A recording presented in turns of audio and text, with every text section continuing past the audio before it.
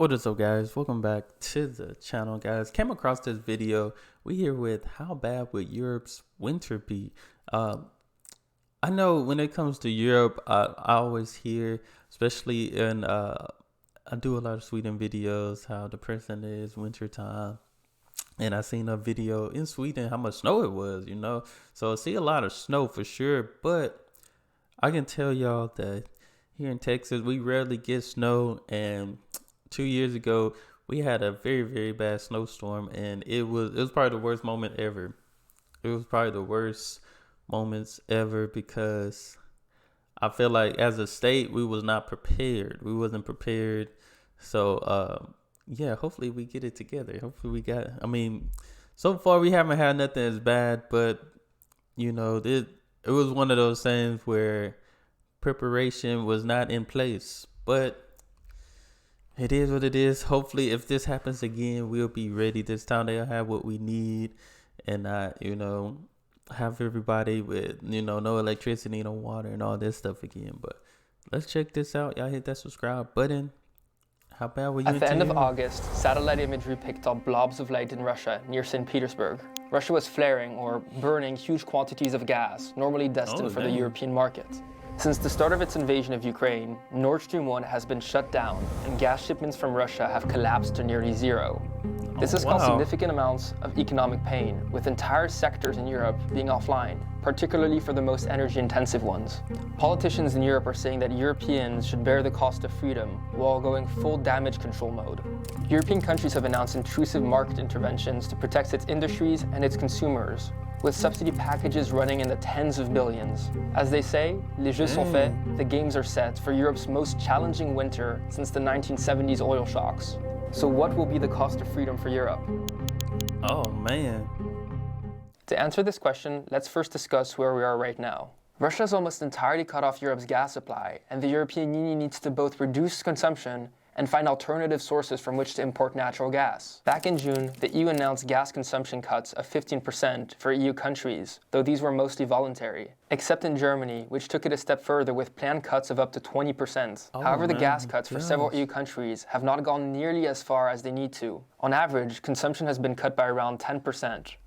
Dang, let me see. Shoot, it hit Finland the most. That is crazy. At least maybe that's over time. Yeah, from 2017 to 2021. Other than the 15% that is needed. And some countries have actually increased gas consumption. Let's compare three scenarios looking into gas consumption at different levels. In a business-as-usual situation, Europe's gas reserves would be largely insufficient. With 10% reductions, Europe could get by, even if Russia stops all shipments of gas. 15% cuts, on the other hand, give additional room for maneuver in the event of a colder winter. Another EU measure is that gas reserves are legally bounded to be filled at least up until 80% by the 1st of November. This strategy has been successful, allowing the EU to fill its gas reserves ahead of schedule, although at great cost. Since the EU imported expensive liquid natural gas instead of cheap Russian gas, it ended up paying 6 times as much to fill those gas reserves as it did in previous years. While essential, these gas reserves aren't enough to last the whole winter unscathed. So how big is Europe's shortfall?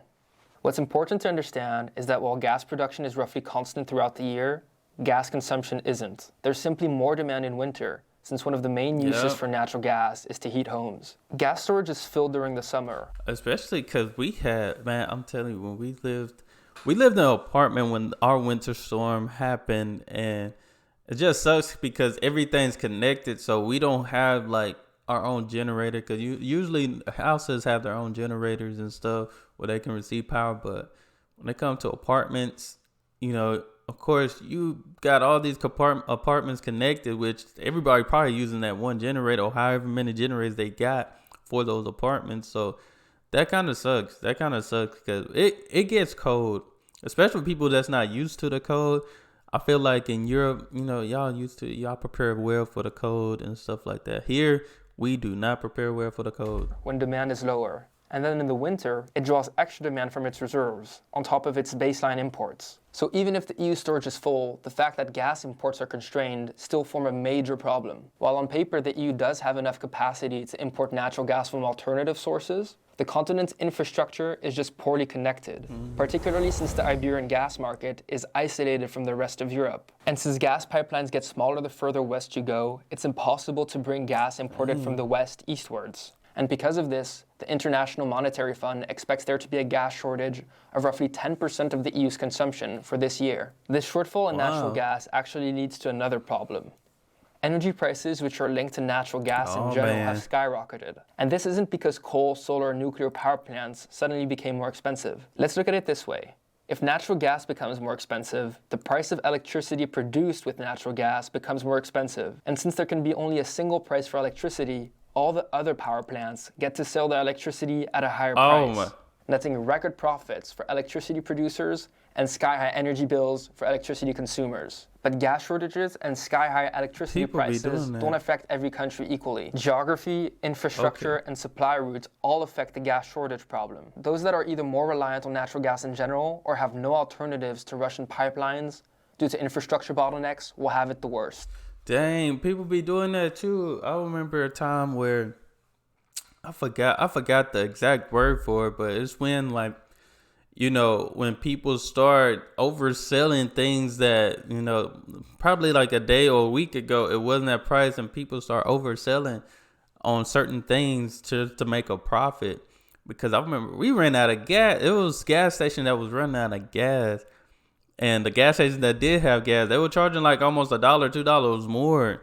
Slovakia, the Czech Republic, and Hungary, which received their gas, I think it's called price gouging or something like that, either through Ukraine or Germany, and have no alternatives, are set to see shortfalls of up to 40% this winter, while Germany, Italy, and Austria will likely see shortfalls of 15%. Although on the side note, Hungary has concluded a bilateral deal with Russia to secure its own gas supply and could stave off some of the effects of the gas shortage. While not all countries are affected directly by the gas shortage, every country will be affected by the knock-on effects. These come from the high energy prices as a result of the gas shortage, but also the interconnection of different EU countries, particularly Germany, the EU's largest economy. If Germany's economy shuts down, other EU countries are impacted as well. The IMF has tabled on recessions between 0.5% for the most insulated countries, all the way up to 4% for some of the most vulnerable countries, if nothing is done. Just as an indication, the recession in 2009 was 4%. But as previously mentioned, this recession won't affect EU countries on the same level. On another side note, it's important to mention that Russia's own recession is set to reduce the size of its economy by 10% next year, according to leaked Russian documents. And with CNN reporting that 72% of US economists expect a recession next year, economic turmoil is here on a global scale, affecting people all around the world. However, just like governments are adapting to the energy crisis, so are people whose wealth is at risk. A study last year by Ernst & Young into the investment practices of the very wealthy found that 8 in 10 ultra-high net worth individuals were already investing outside of stocks. The New York Times writes, when the stock markets take a dive, people invest in art, because the contemporary art market has near zero correlation to stocks, and its appreciation has outpaced the S&P 500 return for the last 26 years. You wouldn't even think people would pay that much for art.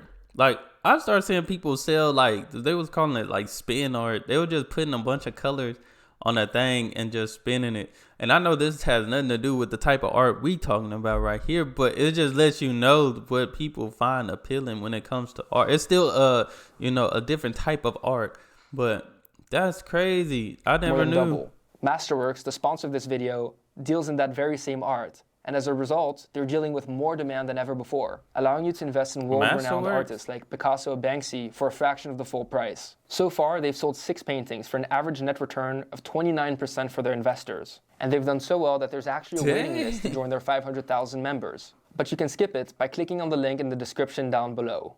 While this economic impact means job losses and factories on standstill, if action isn't taken, it would push many firms to go out of business, which would be catastrophic for the EU's economic position on the long run. Fortunately, it's possible to alleviate some of that pain. Let's go back to the EU's 2 main problems, the gas shortage and the high energy prices. There isn't enough gas in the European Union, and overall, that's not changing.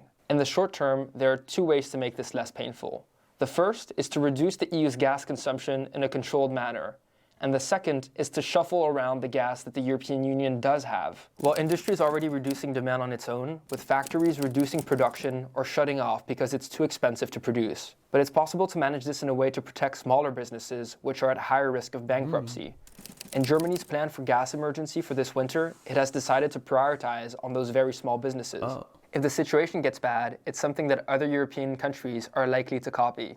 Households are also being asked to reduce temperatures in their homes by 1, 2, or even 3 degrees to help with the shortfall. And gas sharing, particularly between and to the most effective countries, like this deal between France and Germany, can reduce the economic impact. Another measure is to stop... Man, there's going to be some interesting cutbacks. I'm definitely going to be interested in hearing what my people in the Europe have to say about this, because this is different. This is important and nuclear power plants to save up on natural gas normally used for electricity production. And then there's the tackling of high energy prices, which means separating the price of energy from the price of natural gas. The way the EU intends on doing this is by putting profit caps on non-gas power sources and using that money to finance billion-dollar packages for industry and consumers, in effect subsidizing their energy use. This will reduce the impact primarily on companies, countries, and consumers that don't directly use gas, like electricity-consuming firms, which are penalized while the electricity could be cheaper with renewables or nuclear. There's also been some talk about putting price caps on imports of Russian gas. But should the EU do this, Russia has threatened to cut off all remaining gas exports to Europe. If the EU is able to tackle those two problems, it will lead to a smaller recession and it having a preserved industry. Models from the IMF indicate that by implementing some of these measures, a recession might be kept at around 1% for the whole of the EU, rather than the 2% currently predicted. However, it's important to note the cost of the EU's damage control and the contradiction between tackling its two problems, both in the long and short term. In the short term, making energy cheaper through subsidies means increasing demand and therefore aggravating the shortage. Protecting consumers means taking gas away from industry. And price caps will reduce the ability of the EU to import natural gas, especially if Russia cuts off flows. In the long term, reducing pain now this winter means prolonging Europe's gas dependency into the future. But if EU countries don't make these choices, then its industry will go bankrupt. So of course, there's still a lot we don't know. There's still uncertainty around the weather and the extent to which countries will prioritize consumers and households above industry. And there are also still questions about how the EU's adaptations will work. Other measures will still kick in this winter, like France's plan to restart nearly all of its nuclear reactors, which were down for maintenance, or the possibility for the Netherlands to reopen the Groningen gas field. And this is still not the end of the road for Europe's gas problems. And because of the time it takes to build additional infrastructure, it means that the winter of 2023 will be just as bad or even worse than this one. It will take until 2024 or even 2025 before Europe's energy prices finally stabilize. In that time, the EU has to diversify into as many other energy resources as possible, including renewables, nuclear energy, or even alternative natural gas. This was Interrupt. Thanks for watching. If you like this video, make sure to like, comment, and subscribe. Let me subscribe. I like this. Survive. Can Europe industry survive without Russia? That's interesting. But no, this is some serious stuff. Like I said, when you have a shortage of things especially things that you need in that particular season, it changes everything because I feel like even now we've been having water issues because the pressure on our water is not as strong as it used to be. So our city is doing something with the water pressure here. But this is definitely interesting. I definitely want to hear y'all thoughts about this, about the shortage, because like I said, I know in Europe y'all don't have AC units for heater units and stuff like that. So that gas and all that's a major thing there. I couldn't imagine, because I remember, like I said, when we had our snowstorm, we was out with electricity and water. Those are two main needs, and we were limited. And sometimes we didn't have at all for a long period of time. So, but definitely interested in hearing y'all thoughts. Y'all hit that subscribe button. Hey, send me more video suggestions. Y'all be blessed, be the best, and be you. I'm out.